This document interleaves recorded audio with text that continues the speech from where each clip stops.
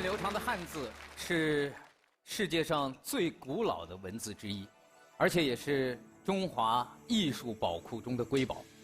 那么，在上一季挑战不可能节目当中，我们见识过一位挑战者在台上以最快的速度来辨识每一个汉字它的笔画数。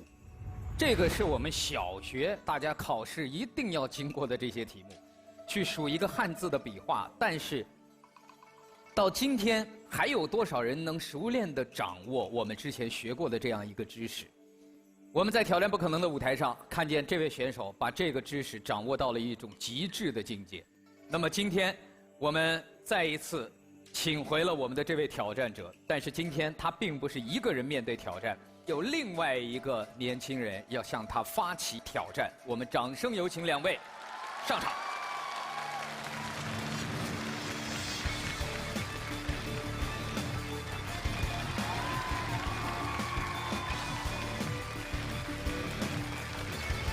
掌声欢迎两位赵元同、徐瑞。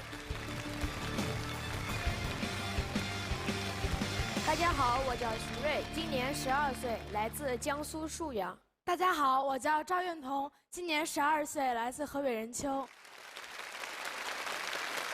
在去年，元同在我们的挑战当中完成的挑战是平均每0.79秒识别一个汉字的笔画，而且它的准确率高达99%啊！所以今天我们把去年元同这个创造的成绩作为了一个标杆，为两位设计了3关的挑战。第一关是单字笔画的速变，第二关是多字总笔画的速变，第3关是多字总笔画的听辨，也就是第3关，他们连字儿都看不见，有人给他们读出来，他们听到这个字立刻反映这些字的总笔画是多少。3关挑战过后，取得2关胜利的那一位，即为我们今天挑战成功的那位。两位听清楚我们的规则了吗？听清楚了。好的。上一集元同比赛的时候，你看了吗？对，看了。之前我在电视上看过他的节目，我觉得那种难度我也行，所以今天我来到这个舞台和他比一比，看谁更厉害。你之前在电视上看见元同发挥得非常好，你已经开始练这个笔画分辨了吗？还是说你从来没练过这个？你只是觉得自己在这方面有天赋？从来没练过，只是有天赋。哇！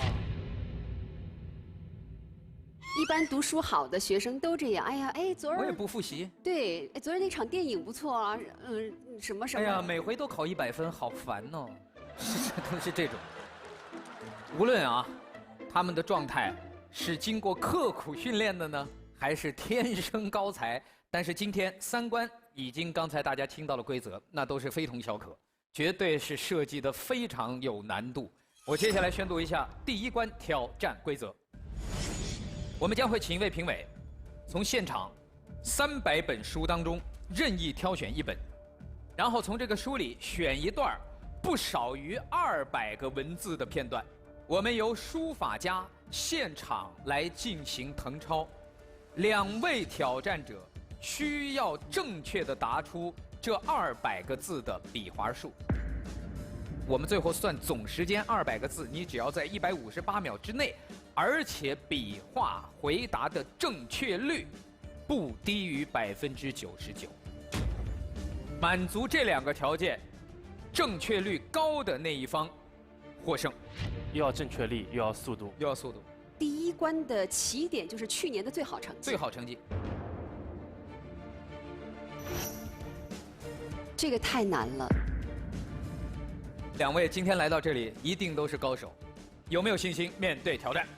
有。好，那接下来我们第1关挑战就进入准备阶段，有请挑战者坐上挑战座椅，并且有请挑战助理为他们戴上耳机和眼罩。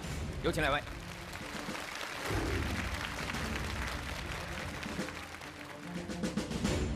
有请董卿评委，在我们身后的这300本书当中挑选1本，有请。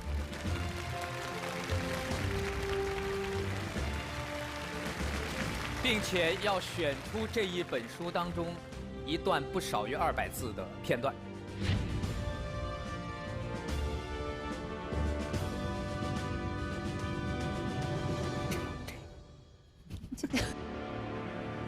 这个特别难。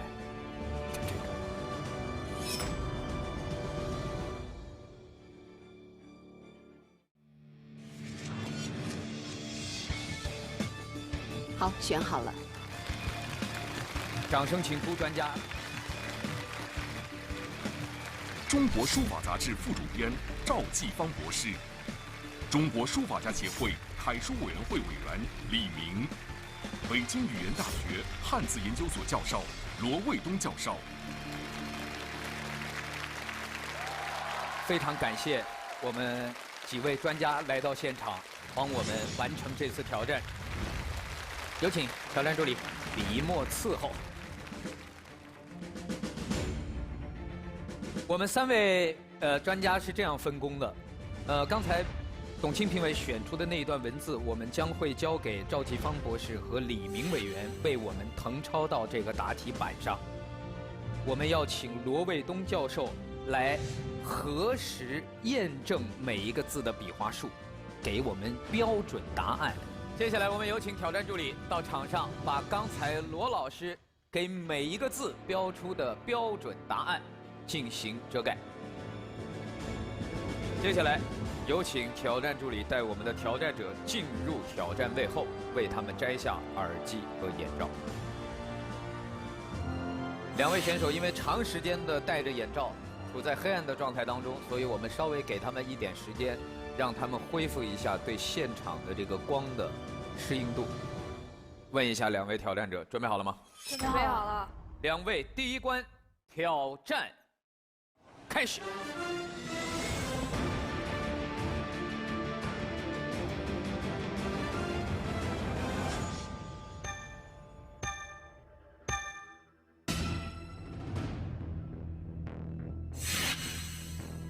啊，2位这速度，感觉他们已经把这个文章背下来了，他们看都不用看。就是啊，这么厉害啊！哇，他们是不看内容的，因为他们现在写的这个顺序不是连贯的意思，他们没有按照连贯的句子来进行回答，他们是分行。158秒写出200个字对应的笔画数，平均每个字仅有0.79秒的时间，并且正确率要达到99%。2位挑战者能在限定的时间内完成挑战吗？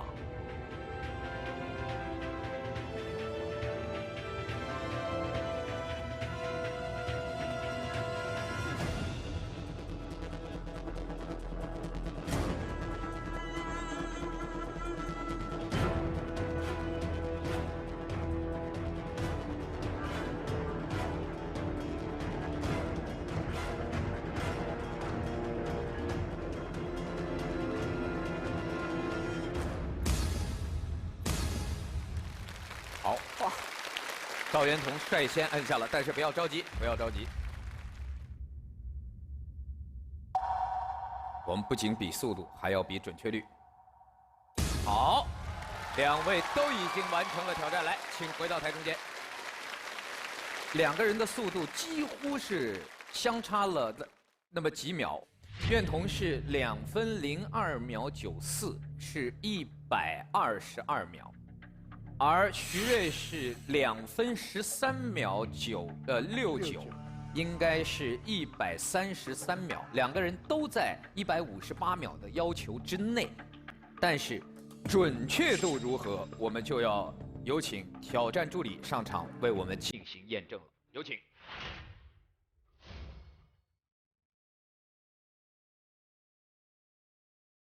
我还是很紧张的，心扑通扑通的乱跳。 因为我第一关比赵苑彤稍微弱一点，我觉得我单词的方面肯定就是比徐瑞要强很多。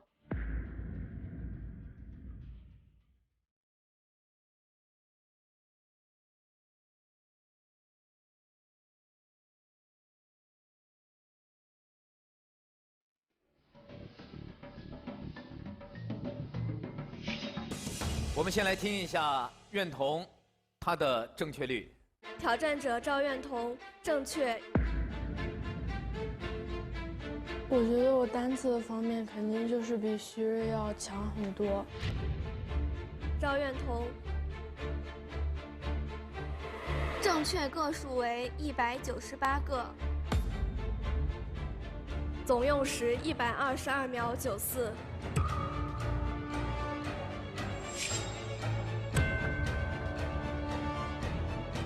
徐瑞正确。徐瑞正确196个字，错误4个字，用时是133秒69。我宣布，第一关挑战获胜者是赵苑彤。但是3局2胜哦， 3局2胜所以接下来这局对徐瑞来讲太关非键了。常关键。对如果徐瑞不能拿下这一局，其实挑战就从某种意义上就结束了。下一站就是你的生死战。接下来2位将再次进入到等待区，稍事休息，戴上耳机和眼罩。我们现场将要出第2关的题目。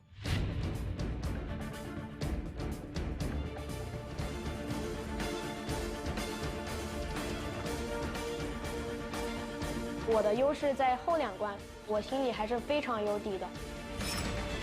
接下来我们要有请书法家协会会员谢立义老师、书法家黄涛老师上场，有请2位。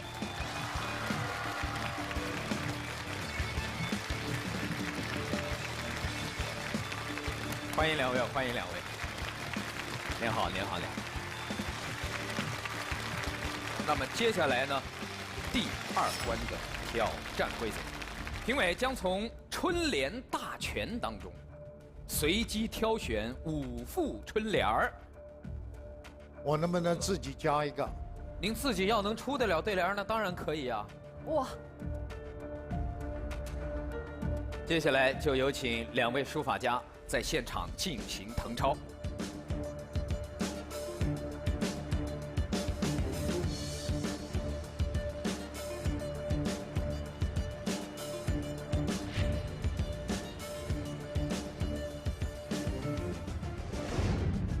罗老师来为我们给出这5副对联儿笔画总数正确的答案。计时器开始计时之后，挑战者各自作答。挑战者要迅速地计算，并且分别写出每一联儿上下联儿的总笔画数，不是单个的字儿了。正确率高的获胜，如果正确率相同的情况下，用时短的获胜。2位是否做好准备？准备好了，准备好了。好，接下来我宣布，2位挑战者第2关挑战开始。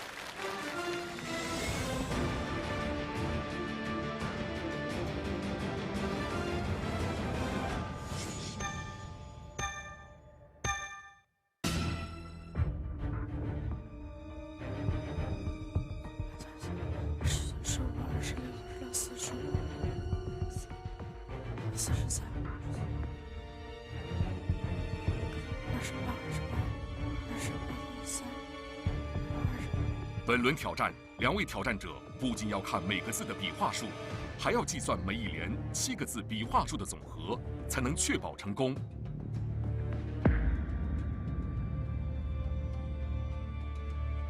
是第1局领先的赵苑彤直接拿下本轮，还是暂时落后的徐瑞顶住压力获得成功呢22、30、36、47。21、33、41、47、26、25、35、41、16。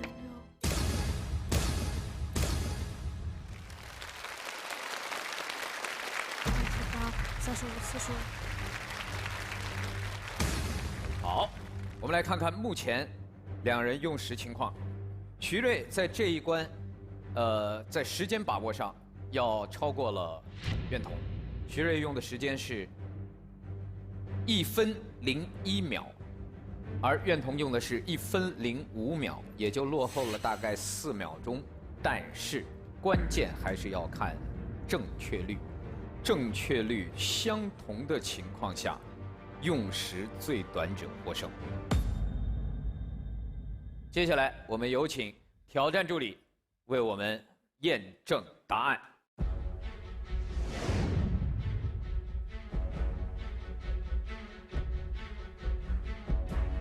这一局刚才孙杨说了，对于徐睿来讲是生死战。徐睿能不能够为自己拿到最后一关的机会，就要看这一关他的答题情况。有请挑战助理为我们揭晓罗老师给出的标准答案。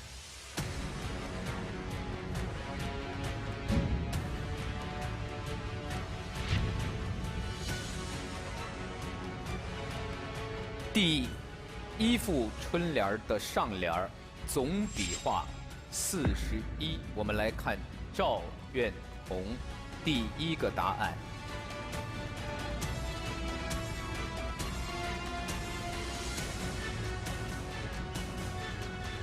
41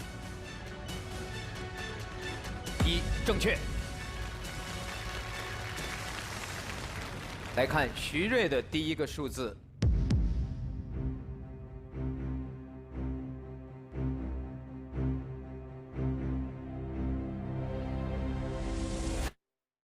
41正确。来看正确答案的第二个数字，也就是第一副春联的下联总笔画45。先看赵苑彤。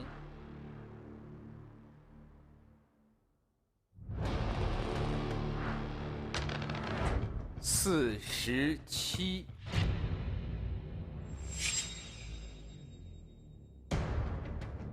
赵苑彤出现了一个小的失误，多算了2啊，就是47，啊，就是47。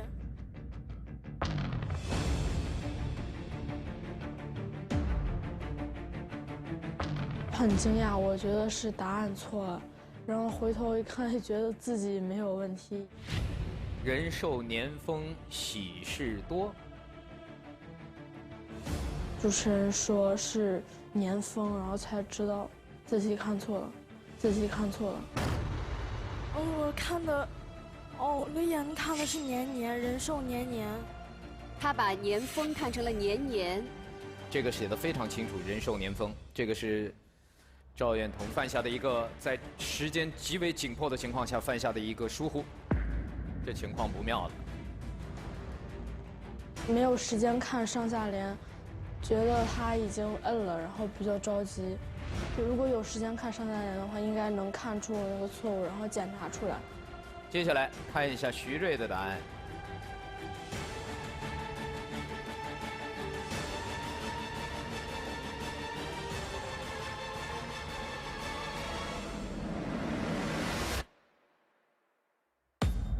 45。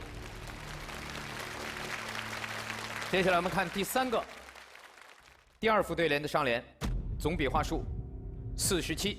我们来看赵苑彤。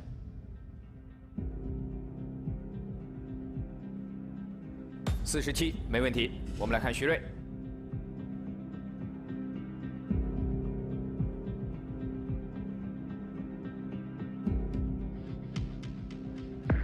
48哦，徐睿很遗憾，在这道题目算多了一笔。我觉得我那题是不应该错的，我是比较紧张。所以现在2个人打平，都各自错了一个。其实我也还是挺紧张的，因为他的速度比我快。接下来我们看第4个，第二副对联的下联总笔画数35。来看赵苑彤，35没问题。看徐睿，35这道题2个人都答对了。来看第3副春联的上联总笔画数35。赵苑彤35，徐睿35没问题。2个人非常焦灼，现在已经过半了，2个人各错一个。来看第6个，38，赵苑彤38，徐睿38。第4副54，赵苑彤54，徐睿54。第4副春联儿45，赵元同45，徐瑞45。我们来看最后一副春联上联儿45，远同40。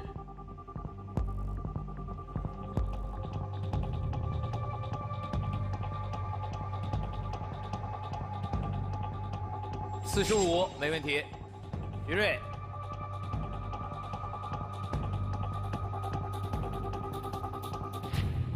45，好的。最后一个数字，第5副春联的下联总笔画数。我的心比较紧张，因为如果我错第2个的话，那么就代表我这关失败了，那么就代表我前功尽弃了。53，赵远同53，徐瑞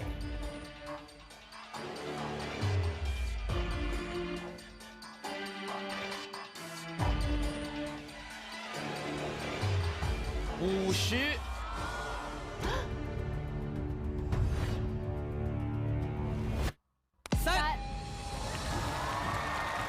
写的像个2，但实际上是3。祝贺徐瑞拿下一局，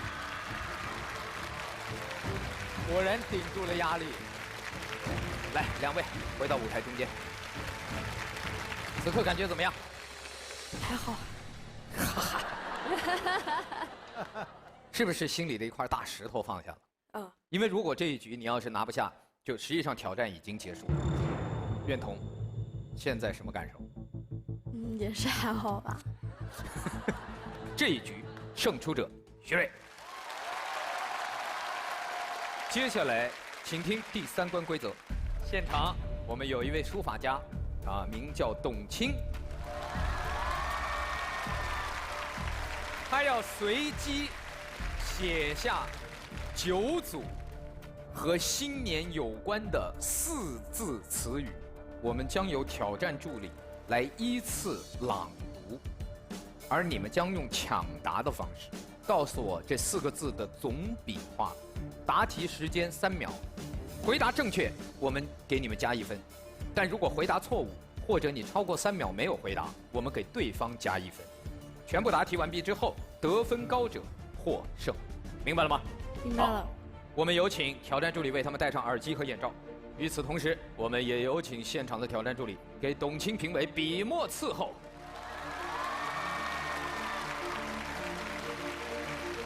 师傅。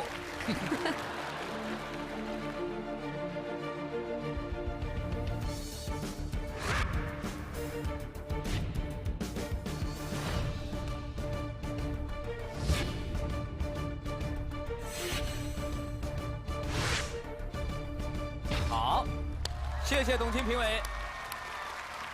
9组词语，一气呵成。接下来，我们还是要有请罗教授为我们现场的2位挑战者先给出标准答案。第3关是关乎到2位的生死战了，谁能够在第3关胜出，谁就是挑战成功的那一位。谢谢罗教授，谢谢您。请挑战助理为我们的挑战者摘下耳机和眼罩。这一关可是抢答，只要听到这个词说完，随时可以按下抢答键。我宣布，第3关挑战开始。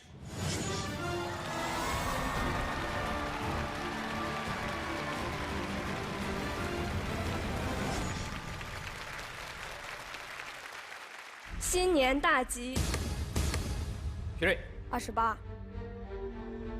请验证新年大吉的总笔画数是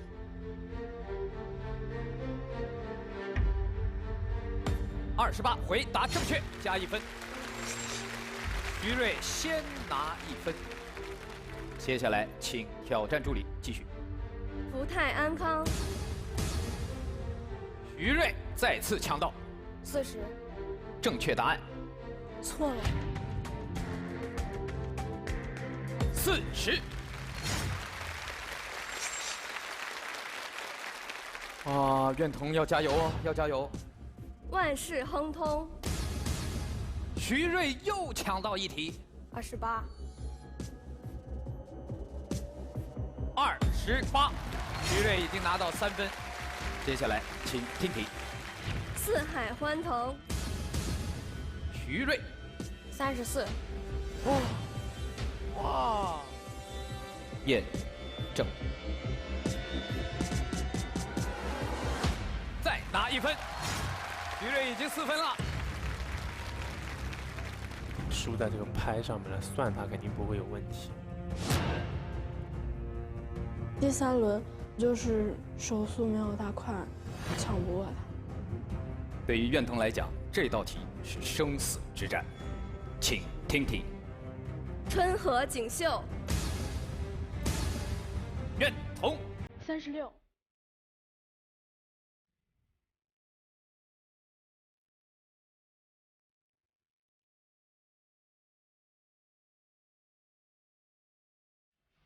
正确。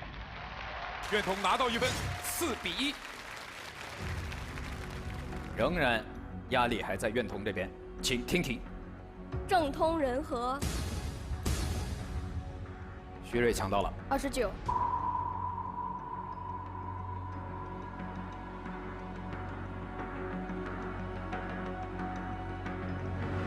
回答正确。徐瑞5比1。 漂亮！最终今天的挑战成功的是徐瑞，恭喜徐瑞挑战成功。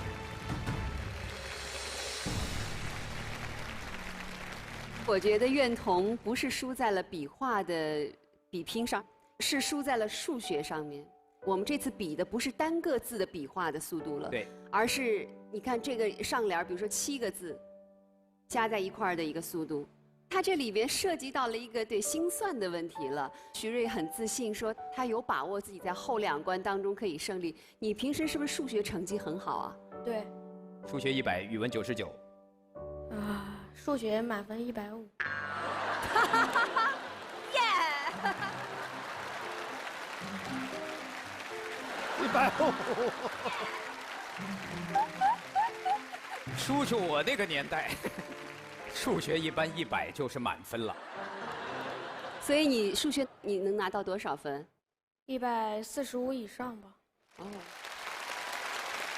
我还是很喜欢这个项目，因为我觉得看上去是在比赛，但更重要的其实是让大家每个人都对这个中国字儿怎么写、中国字儿怎么认，甚至它的意思能够有更多的了解。那你觉得汉字美吗？我觉得它很美。 苍劲有力，而且它是我们中国的传统文化，我很小就离开祖国，每次看到汉字，就有一种莫名的亲切，因为汉字传承了我们上下5000年的传统。徐瑞，你知道？ 汉字是谁造的吗？仓颉。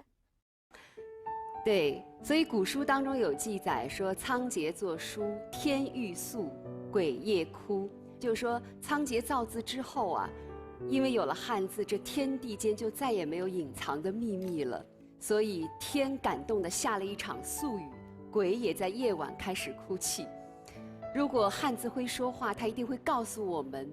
中国人对天地万物的认知和感受，我们中国人的一种智慧，所以我觉得每一个中国人都应该为我们自己拥有如此古老和如此美好的文字感到骄傲和自豪。因为爱我们的文字而爱我们的文化，因为爱我们的文化而爱我们的国家和民族。 有请徐瑞同学步入今天的荣誉殿堂。中华文明的光辉是由我们的先人书写，灿烂的未来是需要由他们去书写，所以希望徐瑞在未来的日子里不仅是精于在笔画的计算上，更善于书写美好的未来。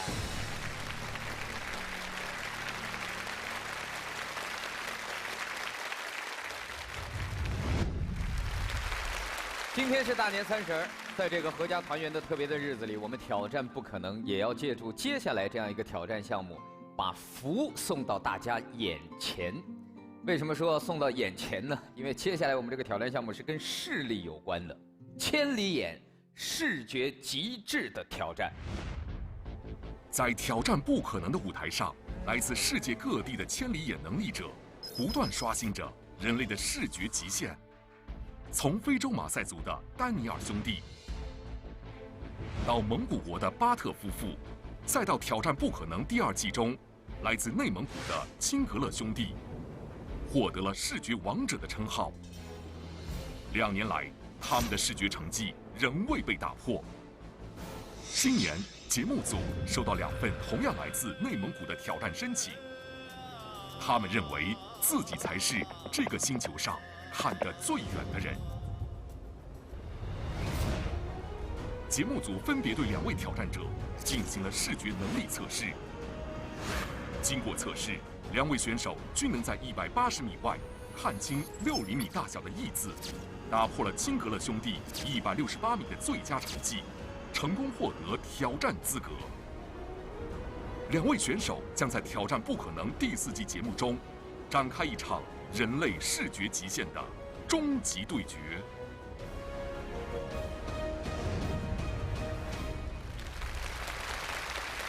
这2位挑战者将去一个特殊地点进行千里眼挑战。接下来我们连线挑战现场。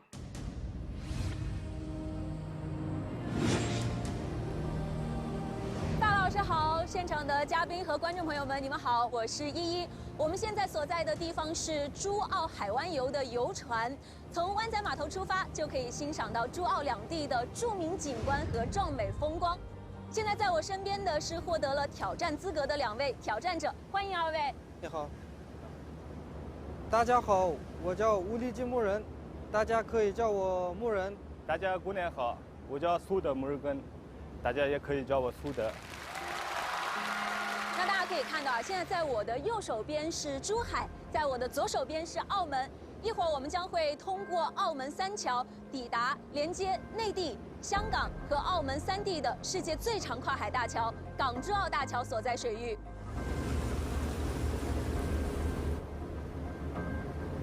我们已经到达了港珠澳大桥所在的水域，它被业界誉为桥梁界的珠穆朗玛峰，还被评选为新的世界7大奇迹之一。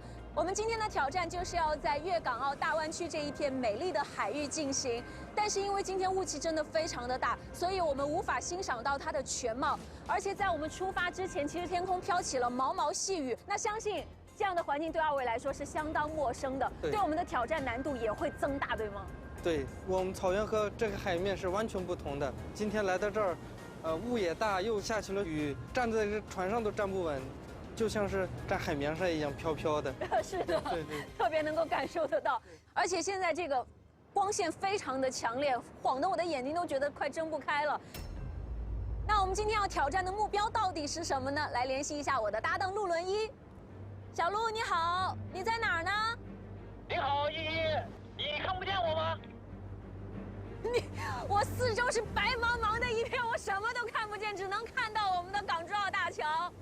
现在我的位置呢，是距离你3000米外的另外一艘游船上面。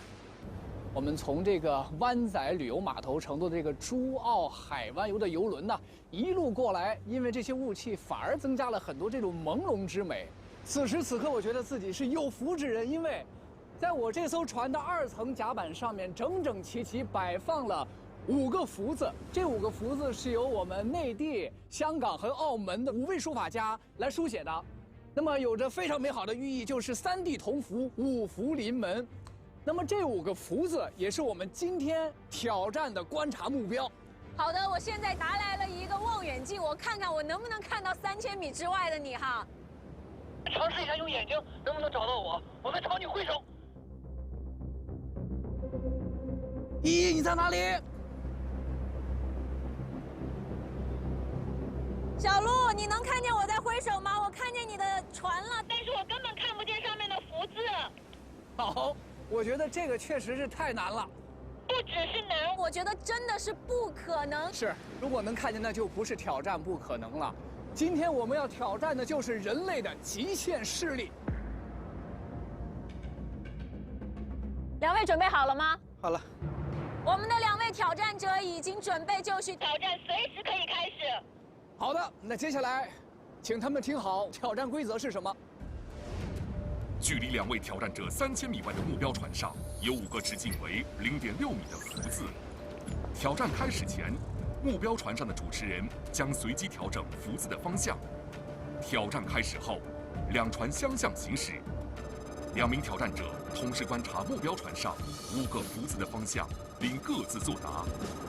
确认答案后，即可按下按钮记录自己的答题距离。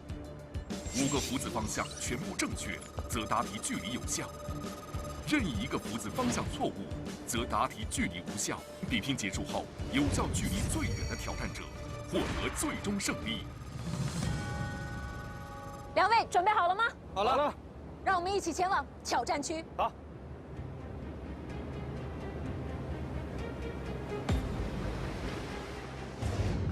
来到挑战区，现在突然之间太阳出来了，光线非常的刺眼，海平面的反光也导致这个挑战难度增加，而且时晴时雨，所以海面上的雾气是一直没有消散，这样是不是难度特别大？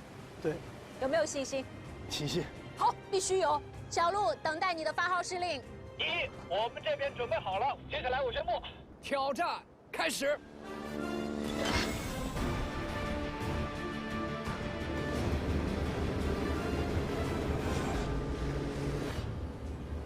2位选手正在努力地辨别福字的方向，而我们2艘船的距离是通过极限追踪系统来进行测算，它是根据北斗定位和卫星通讯来保证地理位置的实时传输和计算。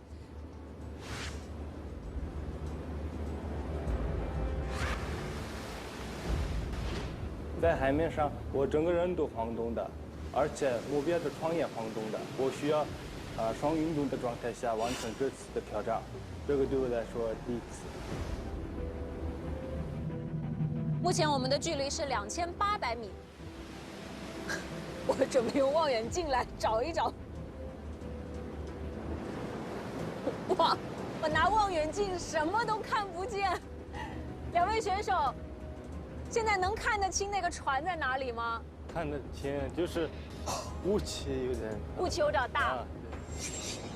挑战开始前，降雨导致海绵雾气弥漫，这给2位挑战者的观察带来了极大的困难。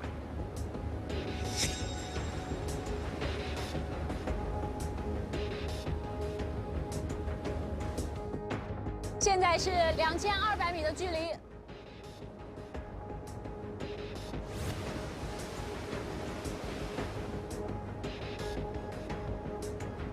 苏德已经做出了第一个选择。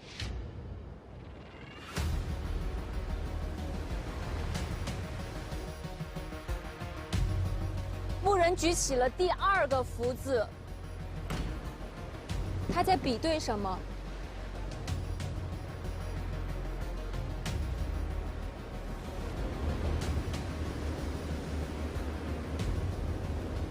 我们已经慢慢的在接近港珠澳大桥。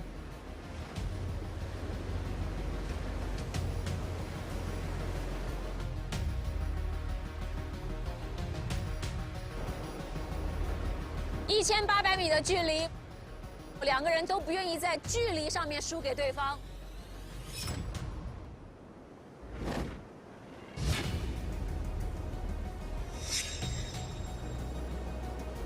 现在是1580米，苏德很快速的在进行第3个福字的确认。1500米，牧人按下了最终的确认键。哇！哇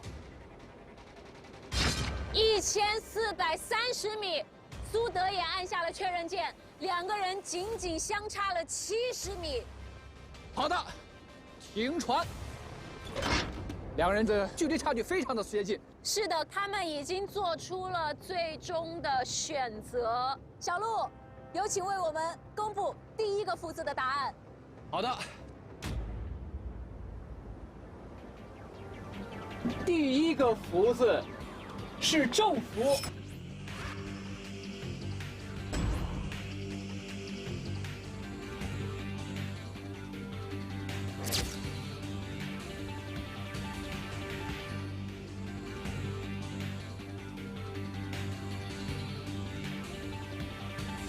恭喜，答对了。不错不错，来，第二个福字，道福。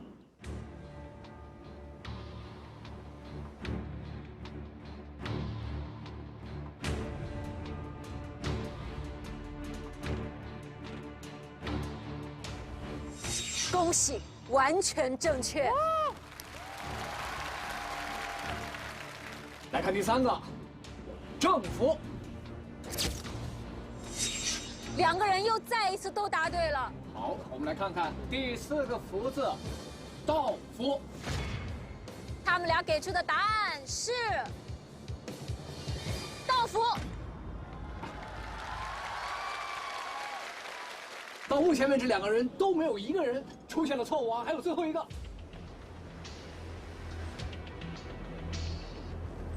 最后一个福字，它是正福。我们来期待一下，两个人的答案正确与否。我非常的紧张，成败就在最后一个福字上了。牧人的距离比我远，然后如果他答对了，我就失败了。那最终决定胜利的这5福，谁获得了正确的答案呢？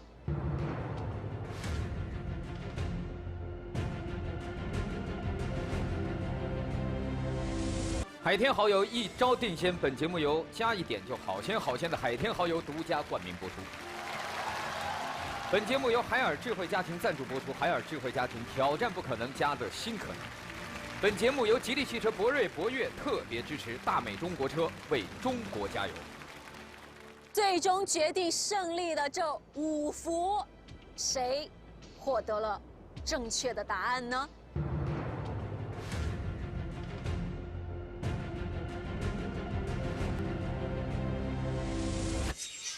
苏德稍稍一字之差，恭喜牧人回答正确。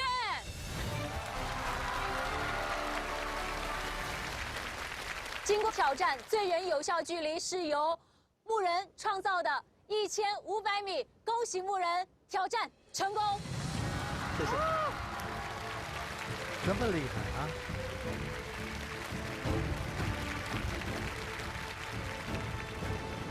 那你能不能跟我们分享一下，是什么样的原因造就你有如此好的视力？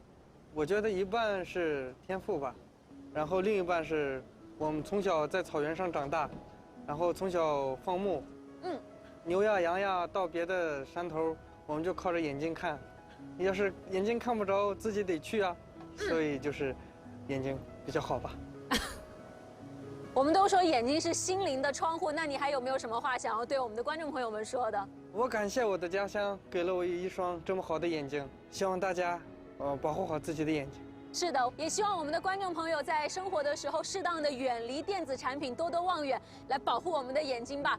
当然，也期待2位用你们这么好的视力，在生活当中去不断的挑战极限，带领我们去刷新人类对于视觉极限的认知。再一次恭喜2位，感谢2位，我们也一起把祝福送给全国的观众朋友吧。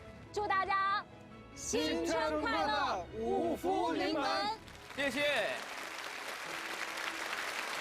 谢谢我们的挑战团队，也谢谢苏德和牧人2位挑战者，在港珠澳大桥给我们带回来这样一个如此特别的挑战。挑战最终锁定在了1500米的一个超乎我们想象的距离，而且大家看到了，在现场挑战条件并不是最佳状态，雾又大，并且还在船上不停地摇晃着。3位评委看完了这样一个挑战项目之后，你们的感受？大自然赋予了我们神奇的生命。那我们想要在后天成功，必须要不断挑战自己的身体的极限，才有可能成功。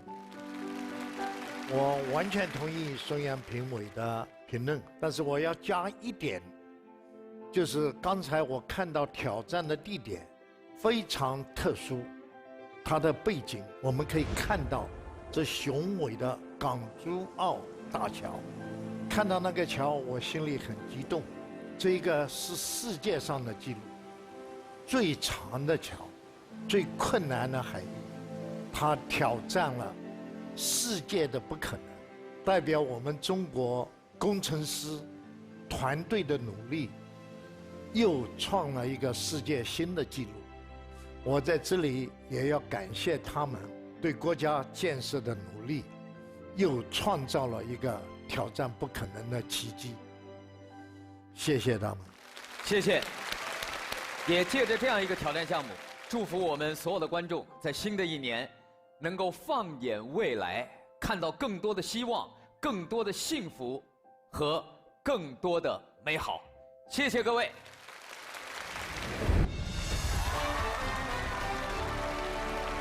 在挑战不可能的舞台上，我们曾经遇见过这样一位挑战者，他在挑战当中以1敌5战胜了世界冠军连队，他的名字叫王英豪。在这段时间过去之后，王英豪又会给我们带来一个怎样的不同的挑战呢？接下来就让我们掌声请出中国魔方全能王王英豪，荣耀回归我们的挑战舞台。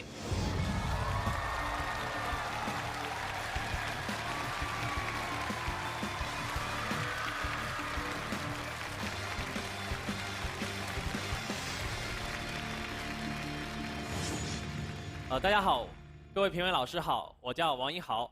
我非常高兴能够再次回到了挑战不可能的舞台，也在这里祝各位新年快乐。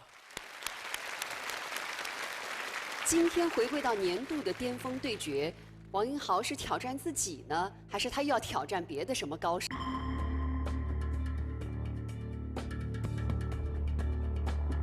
今天其实我是来接受一个挑战的。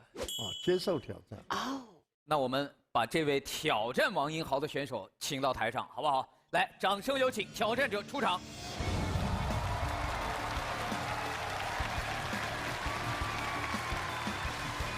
哇，来了个少年。大家好，各位评委老师好。我叫李嘉洲，今年12岁，来自四川成都，是西川实验学校的一名初1学生。哇。嘉洲，你是来挑战王英豪的吗？你知道他有多厉害吗？我知道，但是我的实力其实也并不逊色。我在去年的一场比赛中打破了英豪哥哥保持了1722天的中国纪录。哇！当时英豪的成绩是多少？对，我之前保持的中国纪录是0.93秒，然后嘉洲以0.89秒的成绩刷新了这个纪录，然后这个成绩也是就是中国历史上保持最久的，已经保持5年多了，然后被这位选手打破了。哇！你们之前认识吗？就是我不仅认识他，他还是我的偶像。我记得就是孙杨哥哥曾经在节目中说过一句话，就是偶像不是用来看的，是用来被超越的。所以我今天就是来挑战我的偶像。说得好。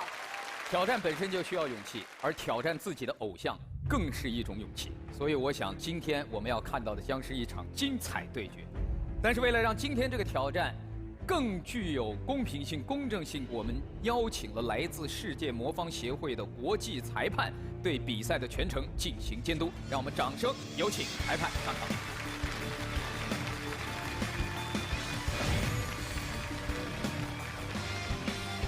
接下来，就有请挑战者先上挑战椅进行等待。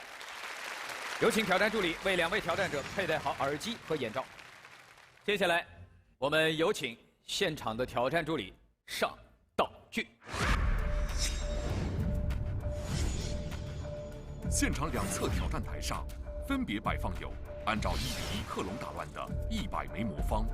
评委李昌钰博士从这100枚魔方当中选出3枚魔方做进一步的打乱之后，裁判按照李昌钰博士刚才打乱的公式，复制3个一模一样的魔方作为目标魔方，并重新按照顺序封存起来。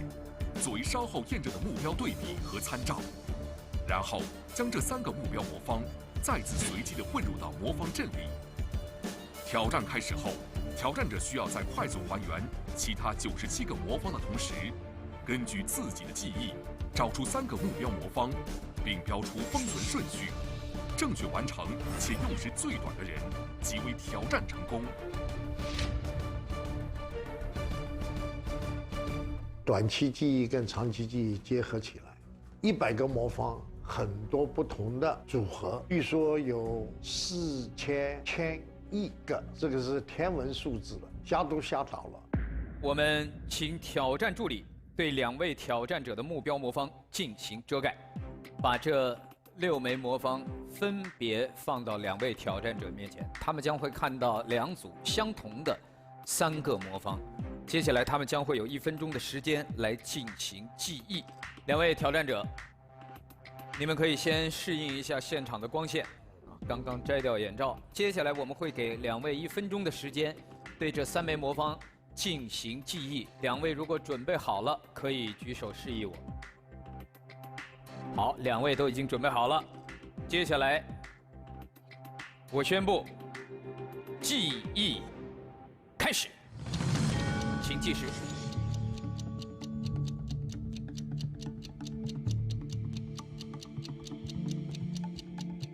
对于我来说的话，我比较擅长这个速拧，那么记忆的话可能是我的一个弱项，所以说今天的挑战在记忆方面对我来说是一个非常大的一个困难。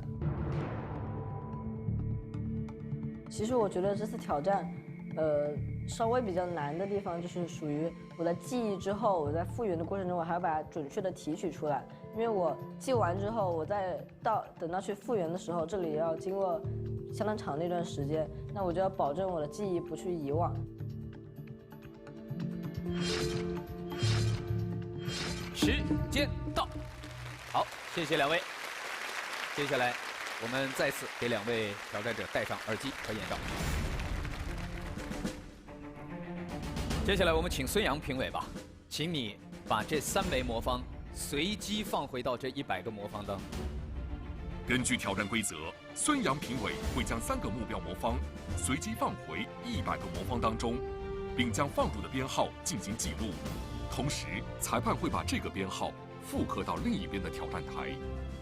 为体现比赛公平公正，裁判对2边挑战台魔方进行进一步检查，确保2边魔方打乱状态完全一致。好，我们的裁判已经确认，现在2边挑战台面对的是同一道题目，3个被打乱之后的魔方随机放回到了100个魔方当中。我们有请挑战助理为2位挑战者摘下耳机、眼罩。我们现在的挑战已经全部做好准备了吗？道具？是的，2位选手的所有的魔方的打乱状态是完全一致的，符合挑战规则。好，接下来2位挑战者，你们做好准备了吗？准备好了。准备好了。接下来我宣布，挑战开始。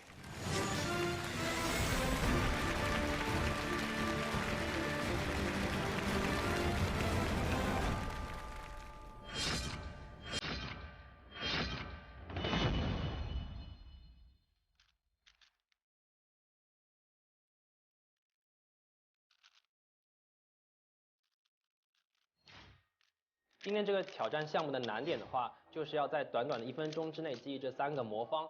第2个的话，就是要在团圆的20多分钟的过程当中，始终保持清晰的记忆。第3个的话，就是对我的耐力来说，也是一个很大的考验。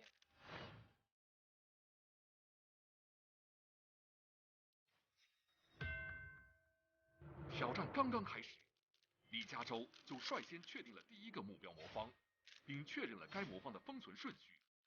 而王英豪却把对应位置的魔方直接复原了，他们2人到底谁错了呢？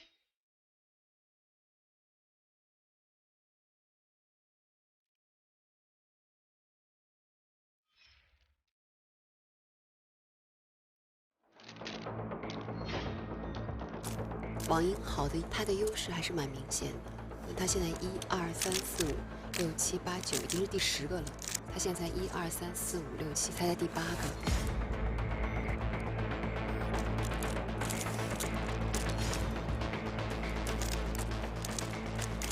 就是像我们比赛一样，就可能像加州，他可能具备这样的实力，但是他有时候到现场这种经验临场，他就不如老的。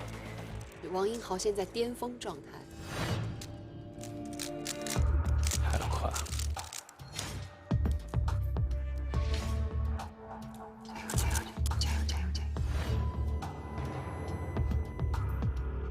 复原的过程中，心里还是很紧张的，因为时间上比考哥慢这么一点。魔方是排列组合，要体力、脑力跟技巧的结合，所以是个很不容易的挑战。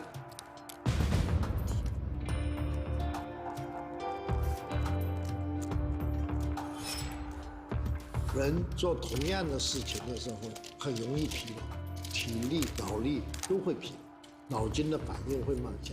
假如配合不好，你就手动不快。 截至目前，2位选手都找出2枚目标魔方，然而他们选择的魔方编号却各不相同。他们的选择究竟谁对谁错呢？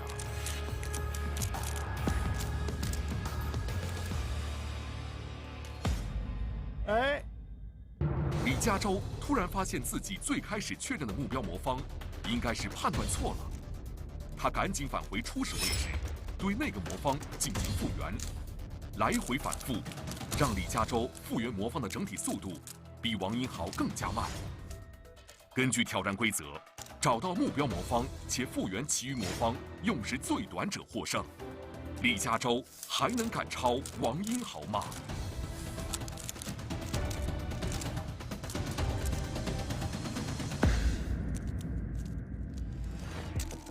我今天的话也是从一个挑战者换成了被挑战者，而且的挑战者呢也视我为偶像，他用仅仅2年多的时间达到了我将近10年的水平，所以说这对我来说也是一个很大的挑战。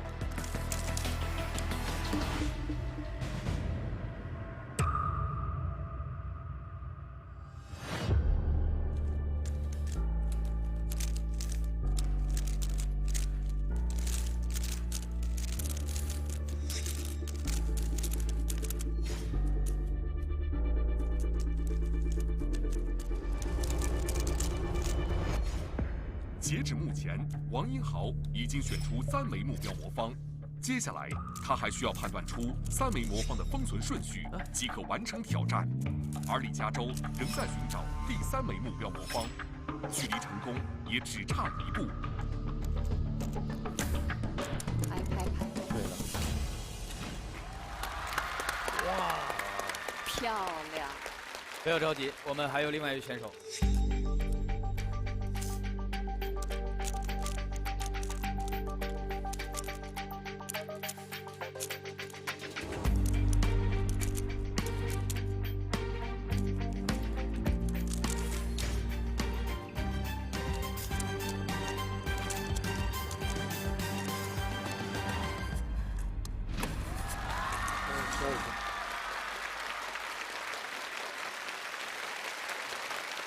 祝贺2位选手完成了挑战，但是是否挑战成功，要看验证的结果。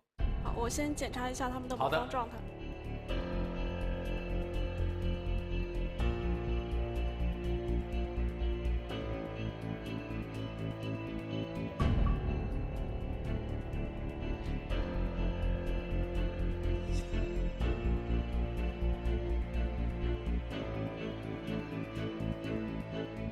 选手李嘉洲成功还原97个速拧魔方，用时22分14秒52，成绩有效。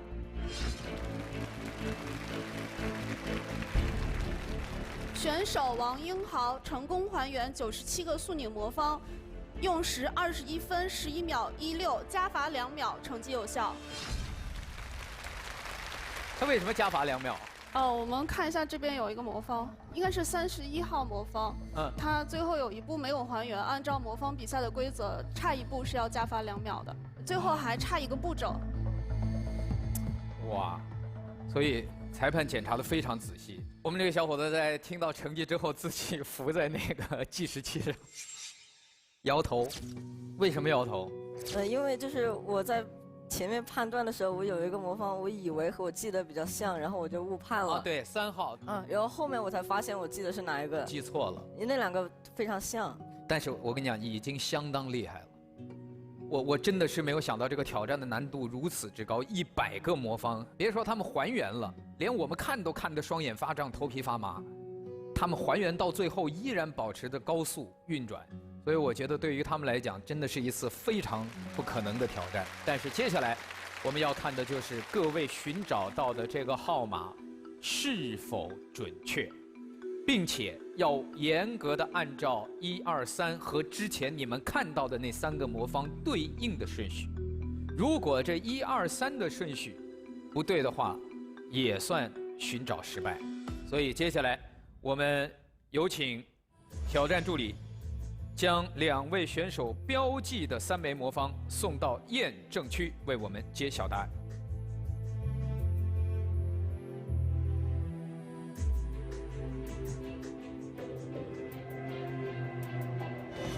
我看了一下2位选手，他们的选择是一样的。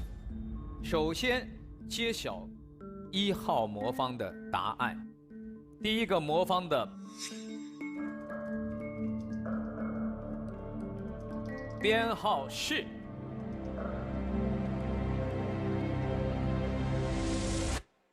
88号。祝贺2位，选择都是正确的。好。接下来，我们来验证一下2号魔方是几号。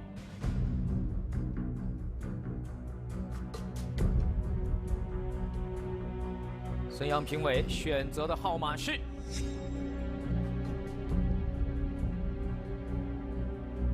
75号。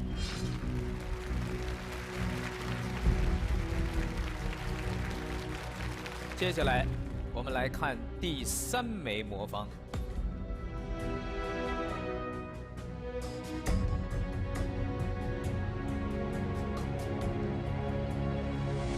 挑战成就未来。本节目由为祖国下一代喝上好奶粉的君乐宝奶粉特别呈现。本节目由海尔智慧家庭赞助播出。海尔智慧家庭，挑战不可能，家的新可能。怕油怕糖怕脂，请喝蒂泊尔。本节目由特别支持茶饮蒂泊尔赞助播出。我们来看第3枚魔方。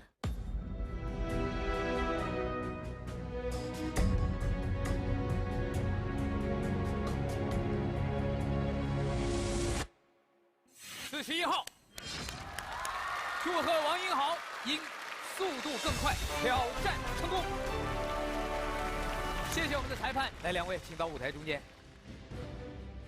我们都晓得，魔方是一项益智的竞技。你觉得魔方给你带来了什么的收获？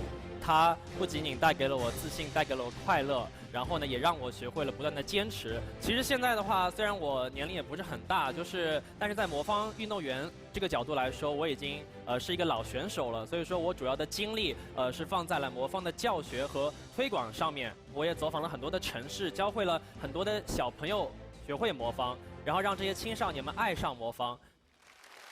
其实我们都知道，魔方可以锻炼人的记忆力、专注力，还有空间想象力。对。但是魔方的发明者卢比克先生说，还有一个很重要的能力，就是我们在遇到困难的时候继续学习的能力。这一点今天在2位选手身上我们都看到了，特别在英豪身上。如果在未来的生活当中可以用这样的精神，一定能够去创造出更多的不可能。谢谢董卿老师。加州，你有什么想对英豪说的吗？今天对我来说也是一个意义非常重大的日子。因为今天是我和英豪哥哥的第3次见面，就是我和他第1次见面是在2017年的中国魔方锦标赛上。那场比赛就是我参加的第1场大型的魔方比赛，有非常多的高手参加。然后在比赛的间隙，我就看到了英豪哥哥坐在座位上练习，我就想去找他合影。但是我又不好意思，我就把这个想法告诉了我的妈妈，然后我的妈妈就鼓励我去找英豪哥哥合影，就有了这一张照片。但是可惜的是，这张照片中我是闭了眼的。那我的姥爷为了满足我的心愿，就为我 P 了一下图，帮我画。帮我换了一个头。那眼睛是哦，那个脑袋是从别的照片里抠下来的。我说怎么感觉跟化了妆似的，脸色都不一样。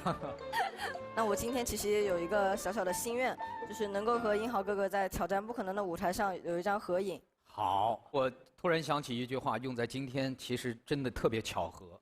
刚才英豪在时间上领先了加州1分钟，而英豪练了10年的魔方，正应了那句话：台上1分钟，台下10年功。这是很多挑战不可能在这个舞台上绽放自己的选手，让我们感受到的一个最深的一个印象，就是他们的这种光彩，绝不是在舞台上这一瞬间，在这背后有多少的辛苦努力和付出，是我们常人看不到的。所以满足你的愿望，今天跟英豪哥哥在现场，我们再来一张合影，把眼睛睁大。来，咱们一块儿吧。这个组合是心电图组。希望英豪在接下去的道路上培养出更多像加州这样的年轻的孩子。对于英豪来说，看到自己培养更多的年轻的孩子到世界大赛的舞台上去拿到奖项，这个又是一个新的成就。